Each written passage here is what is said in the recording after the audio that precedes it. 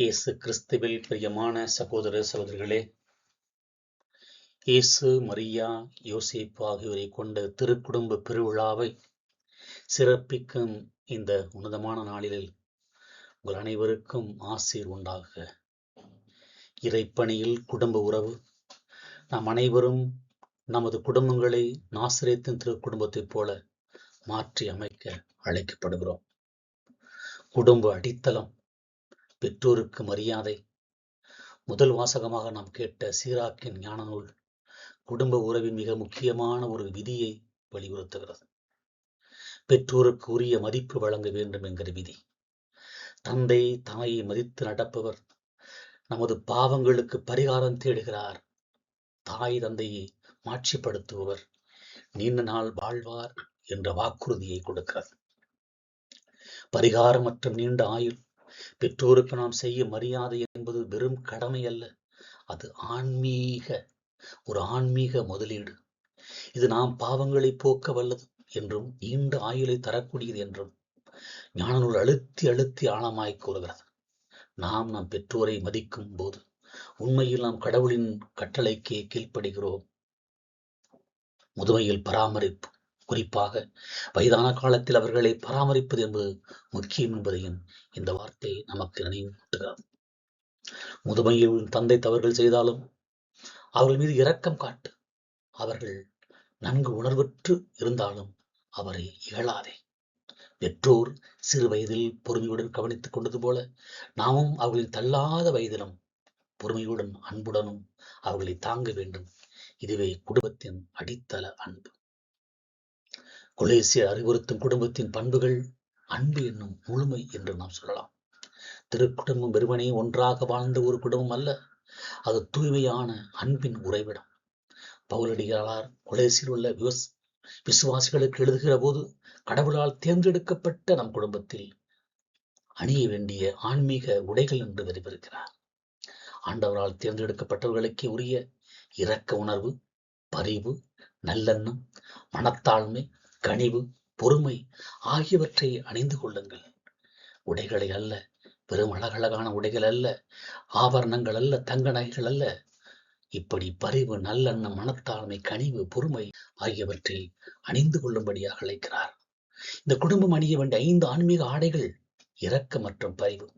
ஒருவர் துன்பப்படும் போது அதை துன்பமாக கருதி உதவுதல். நல்லெண்ணம் மற்றும் கனிவு, கடினமான சூழலிலும் மென்மையாக பேசுதல். மனத்தாழ்மை, நான் சொல்வதே சரி என்ற பிடிவாதத்தை தவிர்த்து பிறர் கருத்தை மதித்தல். பொறுமை, கணவன் மனைவிக்குள்ளே, பெற்றோருக்குள், பிள்ளைகளுக்கும் இடையில் ஏற்பட சின்ன சின்ன பிரச்சனைகளுக்கு பொறுமையோடு சகித்தல். அன்பு, இவனைத்திற்கும் சிகரம் வைத்தாற் போல பவுலடியார் கூறுகிறார். இவனைத்திற்கு மேலாக அன்பை அணிந்து கொள்ளுங்கள் என்கிறார். அதுவே அனைத்தையும் ஒன்றிணைத்து நிறைவுறச் செய்யும் பிணைப்பு. குடும்பத்தில் அன்பு இல்லை என்றால் அங்கே முழுமை இல்லை. அன்புதான் எல்லா சண்டைகளையும் பிரிவுகளையும் இணைக்கும் இறைவனுடைய கயிறு. கொலேசியர் குறிப்பிடும் மற்ற முக்கிய பண்புகள் என்ன என்றால் சமாதானம். கிறிஸ்து அருளும் அமைதி உங்கள் உள்ளங்களை நெறிப்படுத்துவதாக என்கிறார். மன்னிப்பு, ஒருவர் மன்னித்துக் கொள்ளுங்கள். மன்னிப்பு ஒரு இல்லத்தை சொர்க்கமாக மாற்றும் என்று அவர் அழைப்பு விடுக்கிறார். கணவன் மனைவியிடையே உறவு, நல்லுறவு. மனைவிகளே கணவருக்கு பணிந்திருங்கள். கணவரை மனைவியின் மீது கடுங்கோபம் கொள்ளாமல் அன்பு கூறுங்கள். இந்த இருவழியினான பணியும் அன்பும் சமநிலையை காக்கும். பெற்றோர் பிள்ளை உறவு. பிள்ளைகளே எல்லாவற்றுக்கும் மேலாக கீழ்ப்படியுங்கள். தந்தைகளே உங்கள் பிள்ளைகளுக்கு எரிச்சல் மூட்டாதீர்கள்.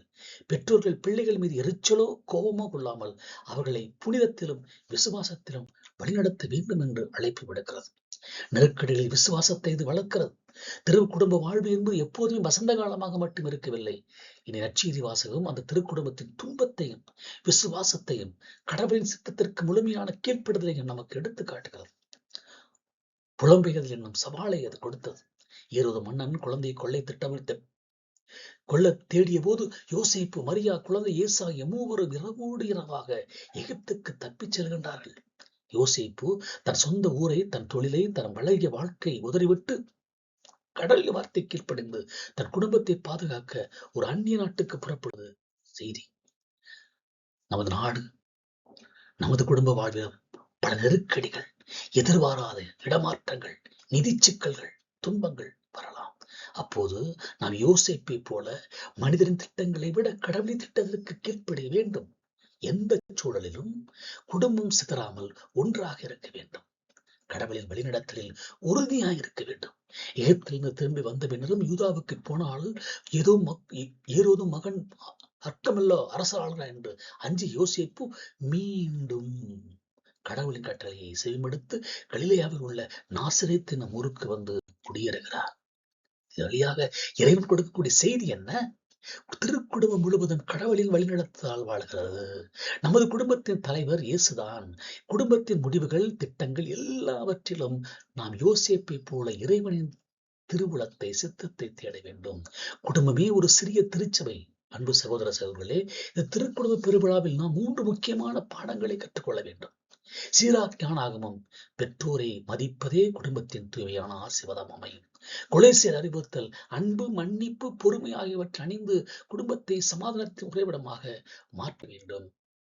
நற்செய்தி துன்பங்கள் வந்தாலும் கடவுளின் திட்டத்திற்கு கீழ்ப்படிந்து நம்பிக்கையில் உறுதியாக இருக்க வேண்டும். ஒவ்வொரு குடும்பமும் குழந்தை இயேசு வளர்ந்த நாசரத்தை போல அன்பு நிறைந்த அமைதவளும் விசுவாசத்தை போதிக்கும் ஒரு சிறிய திருச்சபையாக மாற வேண்டும். நமது குடும்பமே நம்முடைய முதல் வழிபாட்டிடம். நமது துணைவர், பிள்ளைகள், பெற்றோர் நமது முதல் பங்கு மக்கள்.